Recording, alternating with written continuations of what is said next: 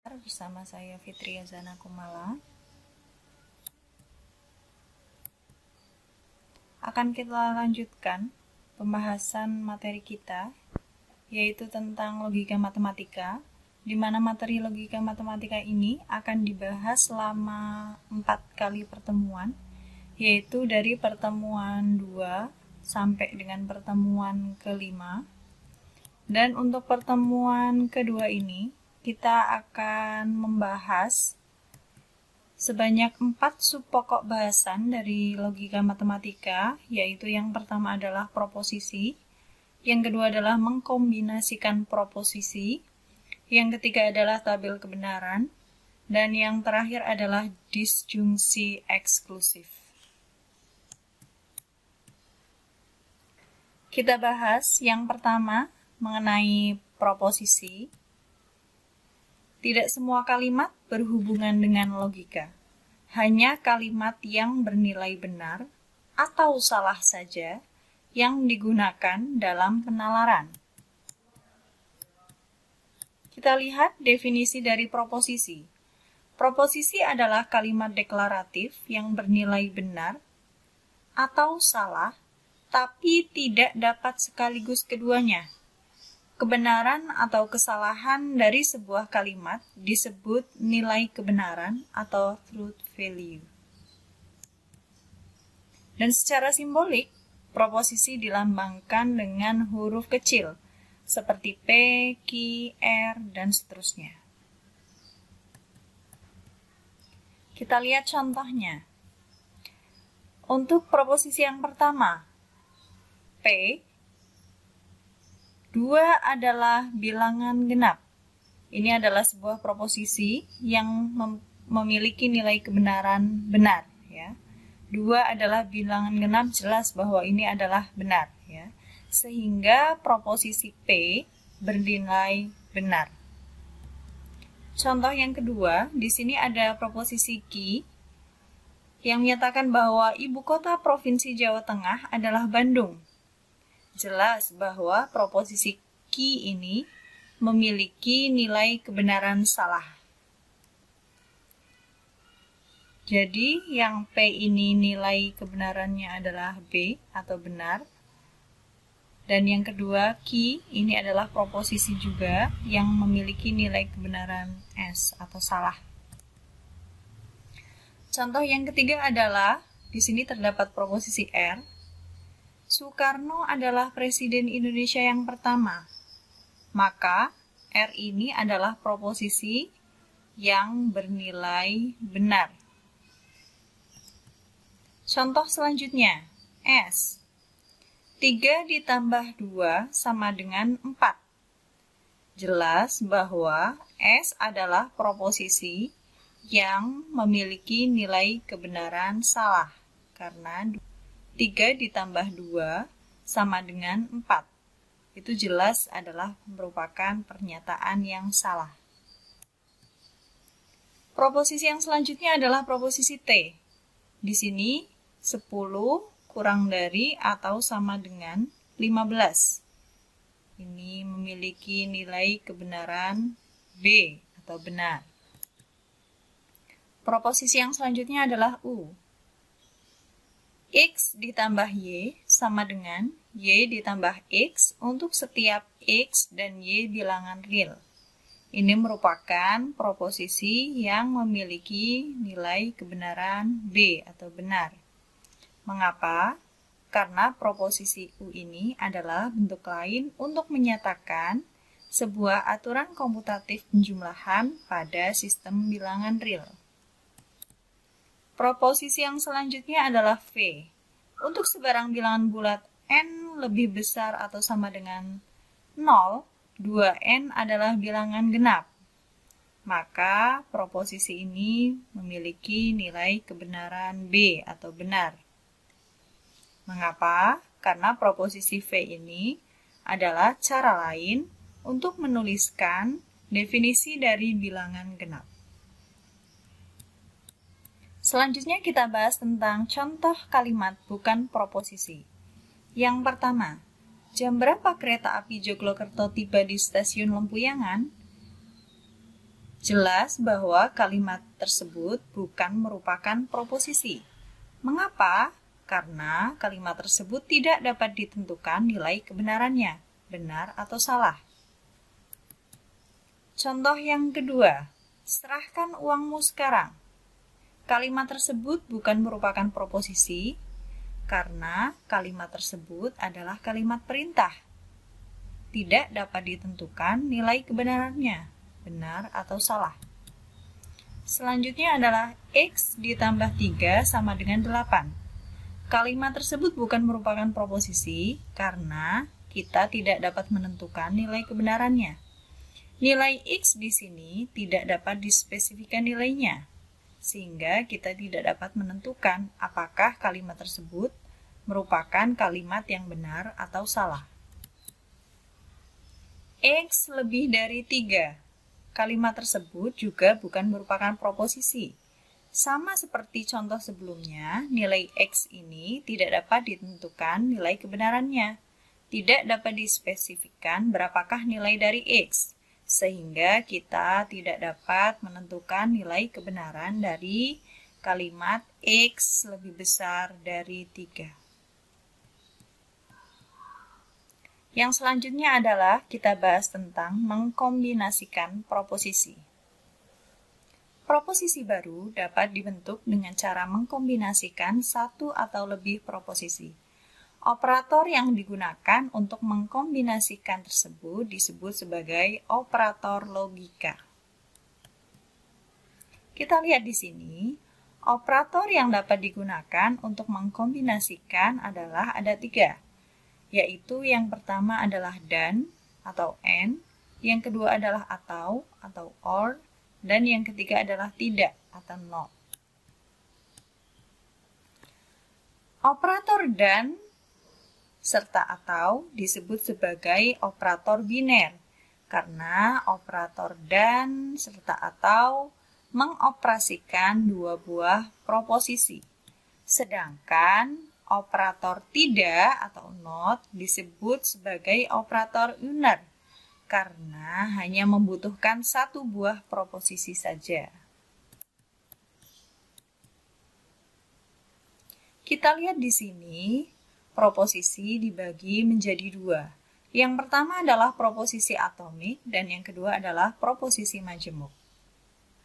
Proposisi atomik adalah proposisi yang bukan merupakan kombinasi proposisi lain. Sedangkan proposisi majemuk adalah proposisi yang diperoleh dari pengkombinasian proposisi. Proposisi majemuk ini disusun dari proposisi-proposisi atomik. Proposisi majemuk ada 3 jenis. Yang pertama adalah konjungsi atau conjunction. Notasinya seperti dapat kita lihat bersama, proposisi dari konjungsi adalah seperti ini. Sering disebut atau dibaca dan. Untuk yang kedua adalah disjungsi atau disjunction. Notasinya seperti ini, seperti huruf V ya. Ini dibaca atau. Sedangkan yang ketiga adalah ingkaran atau negation.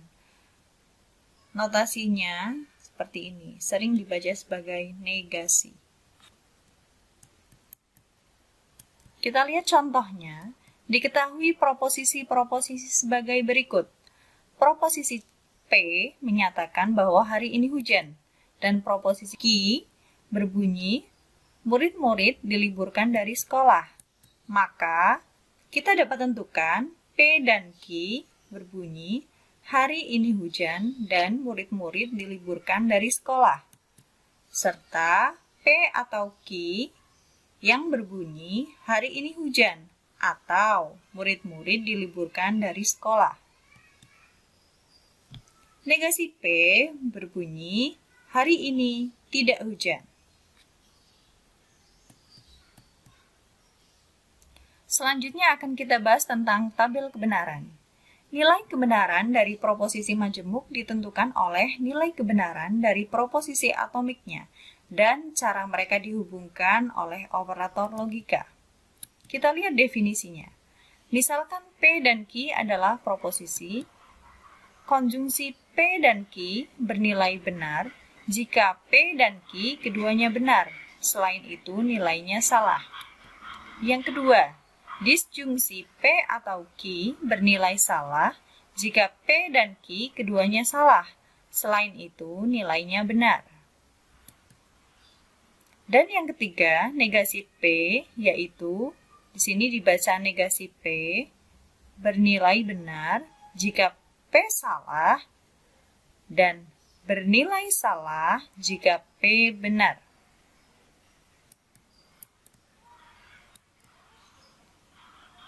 Lebih mudah kita dapat memahami dengan menggunakan tabel kebenaran.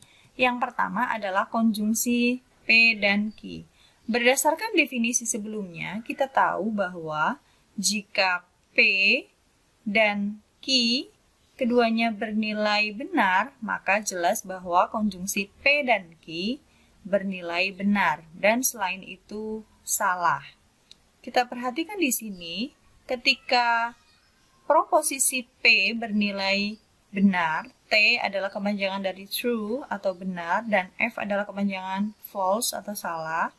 Di sini ketika P itu bernilai benar dan Q juga bernilai benar, maka konjungsi P dan Q bernilai benar. Selain itu, bernilai salah. Kita lihat tabel kebenaran yang selanjutnya. Di sini menggambarkan konjungsi P atau Q. Konjungsi P atau Q bernilai salah ketika kedua proposisi bernilai salah.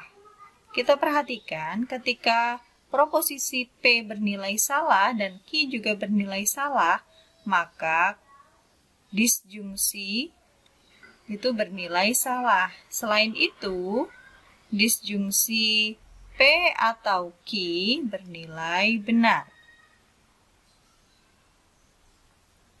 Kita lihat yang ketiga, tabel kebenaran dari negasi. Ketika proposisi P bernilai benar, maka negasinya jelas bernilai salah. Begitu juga sebaliknya, ketika proposisi P ini bernilai salah, maka negasinya pastilah bernilai benar.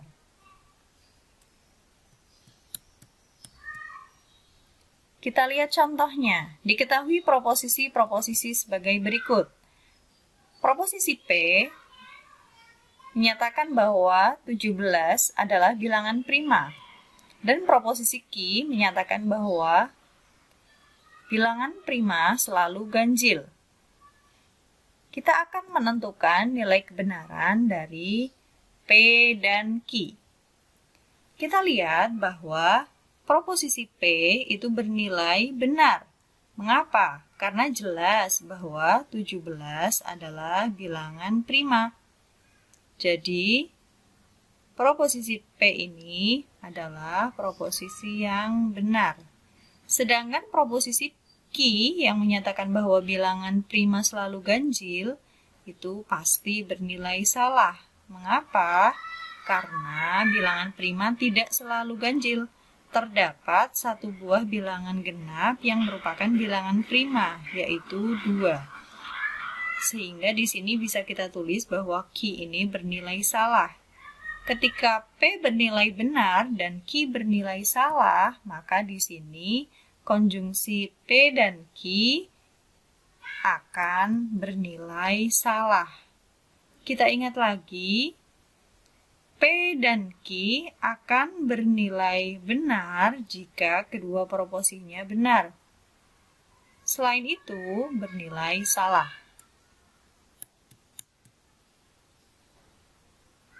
Kita bahas yang selanjutnya tentang tautologi dan kontradiksi.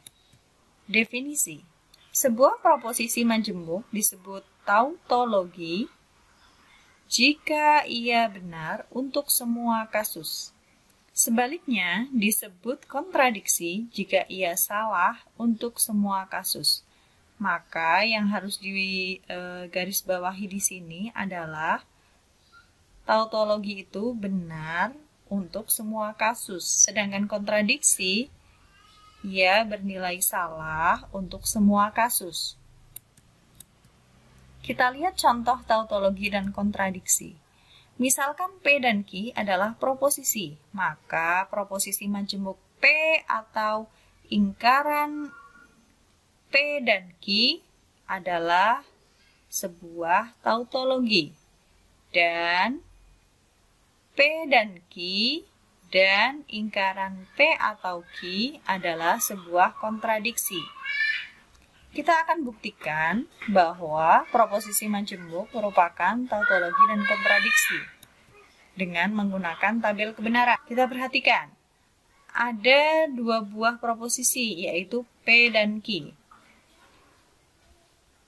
Di sini kolom pertama, yaitu proposisi P, kolom kedua, proposisi Q, kolom ketiga, konjungsi P dan Q, kolom keempat, kita ikuti di sini. Yang kita butuhkan selanjutnya adalah ingkaran P dan Q. Dan kolom yang terakhir adalah P atau ingkaran P dan Q. Ketika proposisi P bernilai benar dan proposisi Q ini bernilai benar, maka di sini konjungsi P dan Q akan bernilai benar. Dan ingkarannya pasti bernilai salah. Sehingga P atau ingkaran P dan Q, berarti ini P atau ingkaran P dan Q, ya, benar salah, berarti pastilah benar.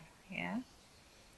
Mengapa? Karena kita ingat lagi tadi, disjungsi bernilai salah jika kedua pernyataan bernilai salah. Kita lihat selanjutnya, baris yang kedua. Ketika P bernilai benar dan Q bernilai salah, maka konjungsi P dan Q bernilai salah. Ingkarannya pastilah benar. Dan terakhir, dapat kita tentukan P atau ingkaran P dan Q, berarti benar atau benar, maka hasilnya adalah benar. Yang ketiga, ketika P bernilai salah dan Q bernilai benar, maka konjungsi P dan Q pasti bernilai salah, dan ingkarannya pasti bernilai benar. Sehingga P atau ingkaran P dan Q benar salah pasti hasilnya adalah benar. Terakhir, ketika dua buah proposisi P dan Q bernilai salah, pasti konjungsinya juga bernilai salah. Dan ingkarannya pasti benar. Dan P atau ingkaran P dan Q benar salah pasti nilainya benar. Terlihat di sini bahwa dari tabel kebenaran, semua memiliki nilai kebenaran yang benar. Sehingga proposisi majemuk P atau ingkaran P dan Q terbukti adalah sebuah tautologi. Proposisi majemuk yang kedua, akan kita buktikan bahwa proposisi majemuk ini adalah sebuah tautologi. Sehingga harus dibuktikan bahwa untuk semua kemungkinan hasilnya harus bernilai salah, gitu ya. Karena di sini hanya terdapat dua buah dua buah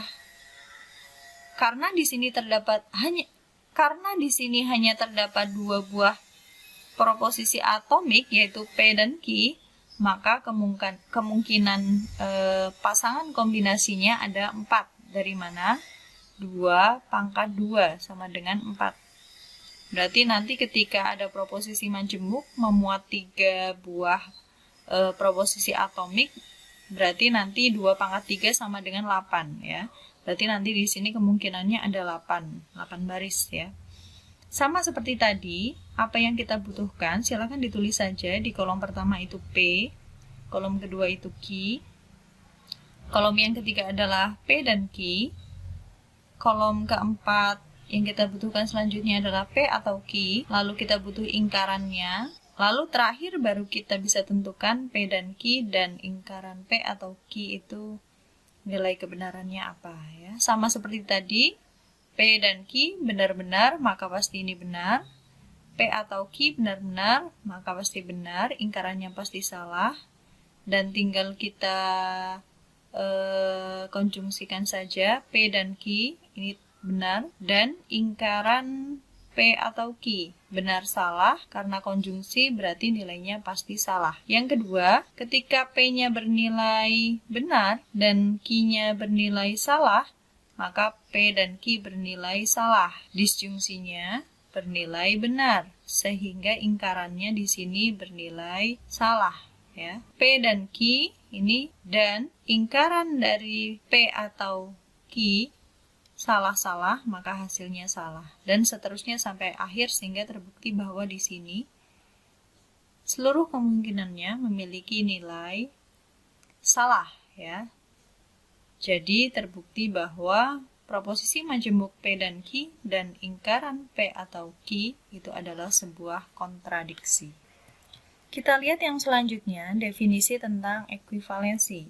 Dua buah proposisi majemuk, kita ingat-ingat lagi, proposisi majemuk disusun dari beberapa proposisi atomik. Misalkan di sini ada proposisi majemuk, yaitu P, kita tuliskan sebagai P besar, di mana P besar ini disusun dari beberapa proposisi atomik, yaitu P, Q, ya, dan seterusnya. Dan Q, ya, Q ini adalah proposisi majemuk yang disusun dari proposisi atomik P, Q, dan seterusnya. Itu disebut ekuivalen secara logika. Di sini dilambangkan P ekuivalen dengan Q jika keduanya mempunyai tabel kebenaran yang identik. Kita lihat catatannya. Beberapa literatur menggunakan notasi ekuivalen seperti ini, ya, untuk menyatakan atau melambangkan ekuivalen secara logika. Jadi, penggunaan dua lambang yang berbeda ini memiliki arti sama saja, ya. Memiliki arti yang sama, yaitu ekuivalen secara logika. Kita lihat contohnya, misalkan P dan Q adalah proposisi, maka ingkaran P dan Q akan ekuivalen secara logika dengan ingkaran P atau ingkaran Q. Di sini kita lihat pembuktiannya. Tadi dinyatakan bahwa kedua buah proposisi majemuk akan ekuivalen secara logika jika tabel kebenarannya adalah identik. Maka harus kita buktikan terlebih dahulu tabel kebenaran yang ada di ruas kiri ini dan yang di ruas kanan. Kita buktikan bahwa keduanya memiliki tabel kebenaran yang identik. Sama seperti tadi di sini, karena hanya ada dua buah proposisi atomik, maka ada 4 kemungkinan, yaitu benar-benar, benar-salah, salah-benar, dan benar-benar. Kita tentukan nilai konjungsinya, ya. Di sini benar-benar, maka P dan Q benar. Benar-salah, maka salah, ya. Dan seterusnya. Di sini kita tentukan ingkarannya, berarti tinggal diingkarkan saja, ya. Benar, berarti ingkarannya salah. Salah, ingkarannya benar. Salah, ingkarannya benar. Salah, ingkarannya benar. Nah, sekarang yang di ruas kanan. Kita perhatikan, di sini masih sama seperti tadi. Yang ruas kanan ini ada dua buah proposisi, yaitu P dan Q. Maka di sini ada 4 buah kemungkinan. Benar-benar, benar-salah, salah-benar, dan salah-salah. Di sini kita butuh ingkaran P. Tinggal kita ingkarkan saja. Di sini benar, ya. Maka di sini ingkaran P-nya salah. Benar. Di sini juga salah.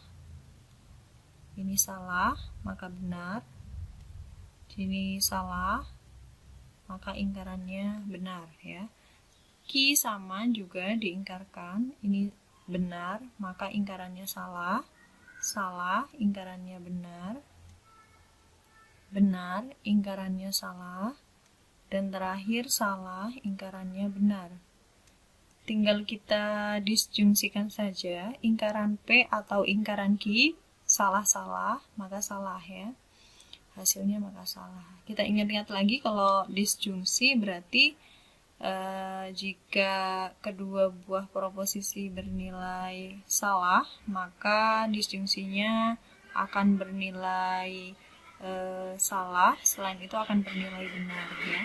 Kita lihat di sini yang keduanya tidak sama-sama salah ya. Di sini salah benar, maka jelas benar ya. Benar. Benar salah juga benar ya. Benar benar benar ya. Maka kita lihat hasilnya di sini. Tabel kebenarannya FTTT ya. Salah, benar benar benar ya.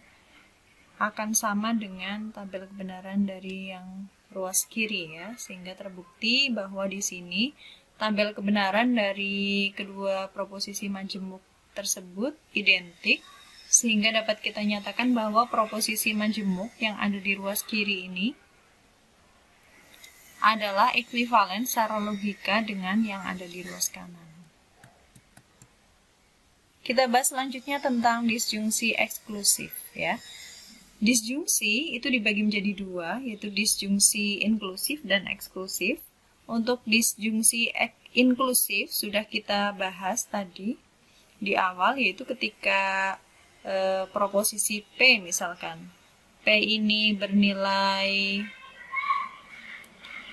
nilai kebenarannya adalah salah, dan Q juga nilai kebenarannya adalah salah, maka P atau Q, atau bisa juga dibaca P disjungsi Q ya, ini nilai kebenarannya akan salah ya, selain itu nilainya benar ya. Nah, kita lihat definisinya nih. Misalkan P dan Q adalah proposisi disjungsi eksklusif, atau dibaca eksklusif OR ya, P dan Q, dinyatakan dengan notasi P disjungsi eksklusif Q adalah proposisi yang bernilai benar jika hanya salah satu dari P dan Q yang benar ya. Selain itu nilainya adalah salah. Jadi P disjungsi eksklusif Q ini akan bernilai benar jika hanya salah satu dari P dan Q yang benar. Selain itu, nilainya adalah salah. Kita lihat di sini tabel kebenarannya.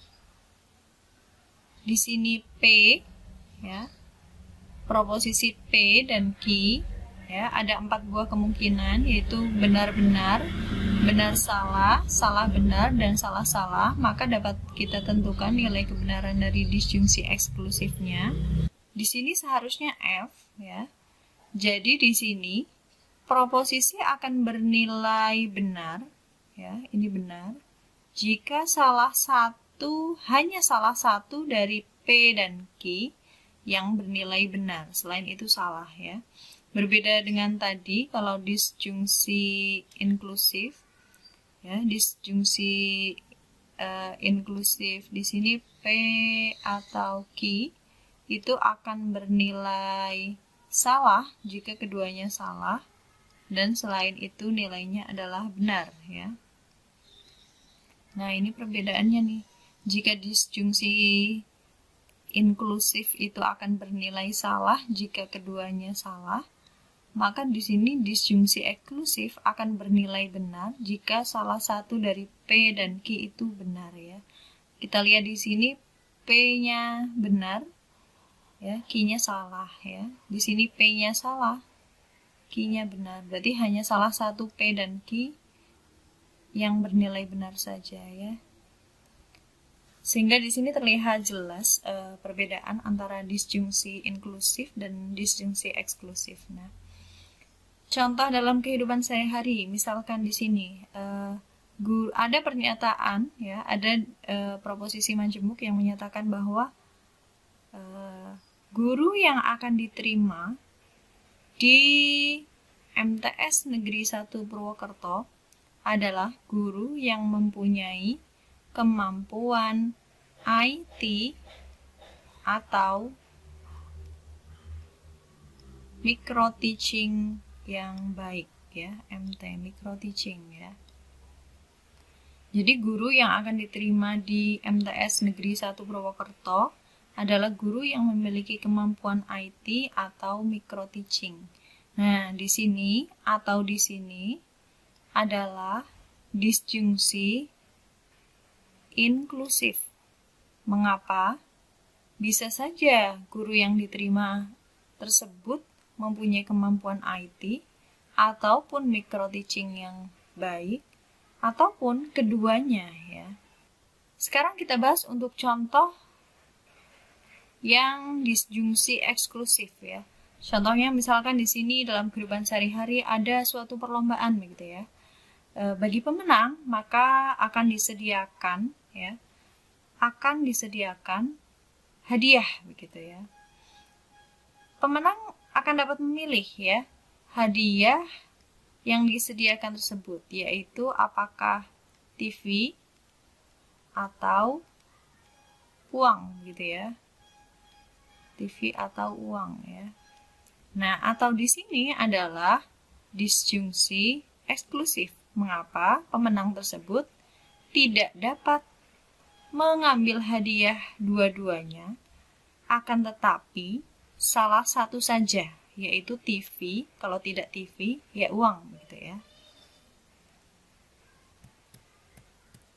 Di sini terdapat tugas yang harus kalian kerjakan. Silahkan dicermati.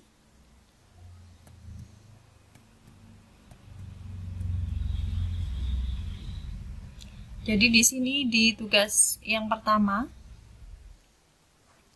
ada dua buah proposisi atomik, yaitu P dan Q.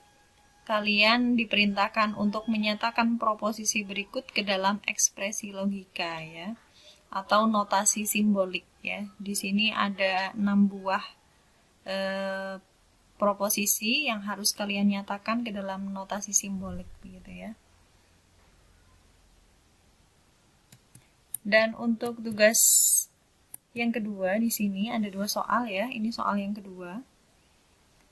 Kalian diperintahkan untuk membuat tabel kebenaran dari ekspresi logika P dan Q atau ingkaran Q dan R gitu ya.